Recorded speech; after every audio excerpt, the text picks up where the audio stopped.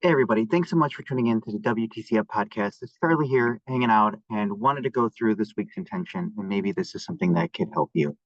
We have all made mistakes, but it's not too late to learn from them.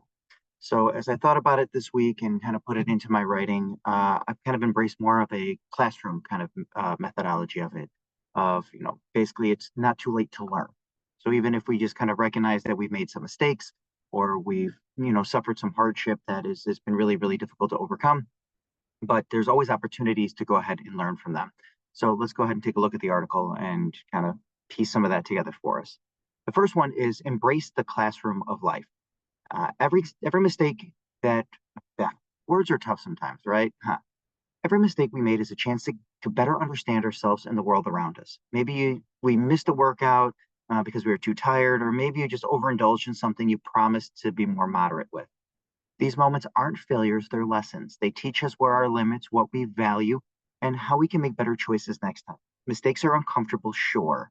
Nobody likes to fall short of their expectations, but instead of letting them define us, we can choose to let them refine us. Every time you reflect on a mistake, you can ask yourself, what can I take away from this? How can I use this to grow? And a lot of my thought process on this one is I know people will get done with school and then think that they never have to learn anything ever again. And those people just get worse and worse and worse at what they're trying to set out to do. Again, they start to, again, blame other things or just become kind of ignorant to new trends or new things that are happening. Even if the science has changed, they'll go ahead and just be like, well, I learned this 30 years ago, so it still must be true. So case in point, the idea around, I should never let my knee go over my toe if I'm squatting because your knees will explode and you're going to die. Watch any Olympic lifter, you basically have to get your knees out over your toes to be able to form that front squat or be able to perform work in that front racked position. Yeah, so it's actually a normal part of the process. Now, what people will go ahead and do is they won't work on their dorsiflexion, they won't work on their hip rotation, or just basically developing anything around, yeah, tibial rotation, step downs, anything else to keep their knees healthy. And then they'll be like, well, it's too late. I can't learn from this. I'm going to have to be like this forever. And I'm never going to change because changing is really hard. And honestly, if they went out and started to make a couple of just subtle changes in their day to day lives, practice some of the movement patterns, they get a whole lot better. So, case in point, someone I've been working with is finally squatting without pain. And we realized that there was just lack of tibial rotation. So now that she's able to activate her hip a little bit better, she's able to open up that side. And then once we started recognizing that the foot was kind of locked and just kind of opening up space and twisting around that ankle a little bit more to create space, she can now go to full depth without pain. Now, does that mean the pain has gone away forever? No. Like the next week, she came back in and was like, okay, I'm still suffering a little bit from it, but at least I know what to do.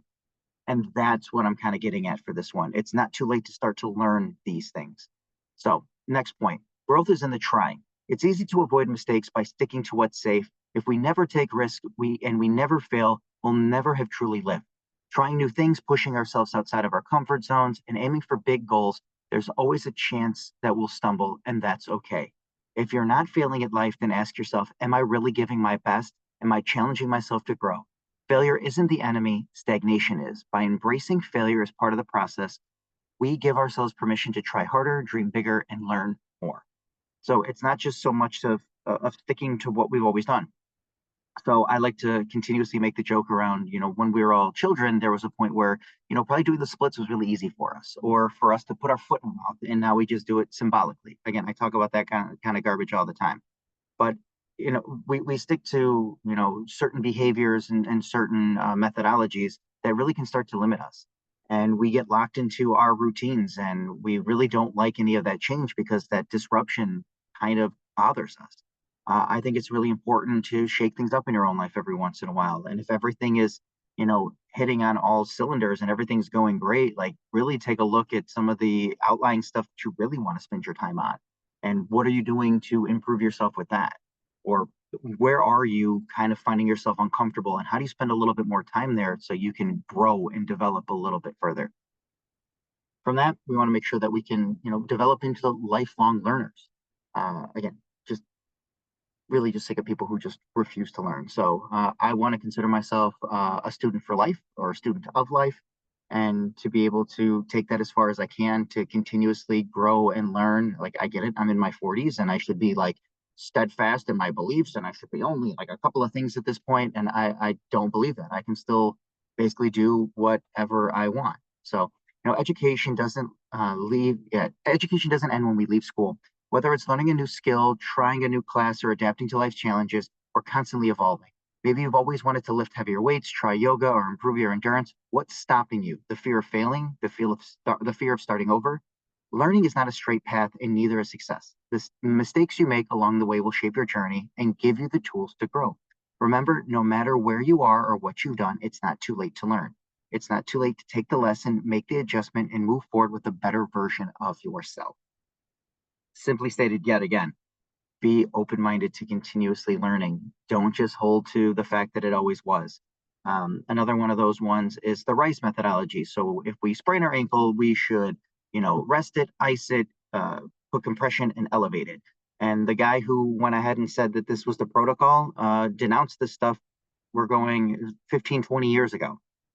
And people still will default into those things because they're not taking the time to educate themselves on anything new. The right approach is to maintain some idea and methodology around the mobility of the joint itself. So it's what movement patterns are still there that are accessible, and how do you start to create good, steady blood flow into that space to make sure that all that wonderful nutrient dense blood gets into those corners and really starts the healing process. If we start to ice it, we're going to start to restrict a lot of it. Now, that might help with pain. So if we get knocked into trauma, things like that, that might feel kind of nice. But if it's something like basically a joint kind of gets messed up a little bit, we'll phrase it as, it's best to just start over with the movement process and get going with that. Next, failing forward. So it's not that failure is the opposite of success. It's part of it. Every time you fail, you're one step closer to getting it right. Whether you're trying to master a pull-up, learning to fuel your body with the right nutrition, or striving to improve your mindset, every setback is an opportunity to course correct and make a stronger comeback. So take the chance, try some things that you've been hesitant about, push yourself to the edge of your comfort zone, knowing that even if you stumble, you're still moving forward. The idea here is you're going to kind of face the same things over and over and over again until you address them. So if you found yourself repeating the same thing over and over and over again, and you're like, why does this continue to keep happening? Really take some time with that one. And this might be the opportunity to learn or to find another way around some of those other situations. Continuing to try and to fail and to work on things daily to get ourselves to a better spot. And on that note, I really hope this information can be helpful to you and get you a little bit further along into what you find important with your life. And on that note,